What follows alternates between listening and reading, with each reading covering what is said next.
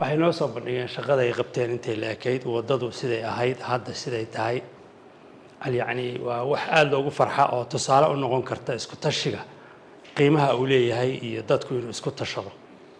maalin dhaweyd baan soo maray oo maalintii ugu dambeysay aan soo maray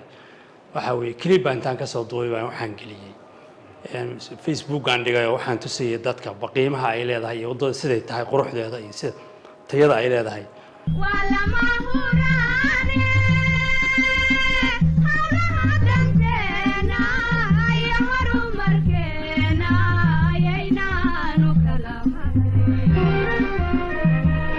waxaan qabsano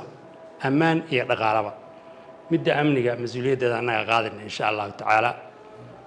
waana ka balansanay dawladda si gaar ah in hawshan wax looga qabto waxaa madaxweynaha ka balansanayn baa jira insha Allah xilligeedina waa la gaaray hadda waxaan rajaynaynaa in wax badan isbedeli doonaan inaan guddiga kaliya u dayno ma ahan culimada in dhalinyarada social media isticmaasha aqoon-yahanka maamulka guddiga shirkadda wadaagsan kulligood inagoo gacmaha is haysana inaynu hawl qabanno haddaynu iskaashano gacmo wada jir bay wax ku gooyaan insha Allah taala guul baan idin rajaynaya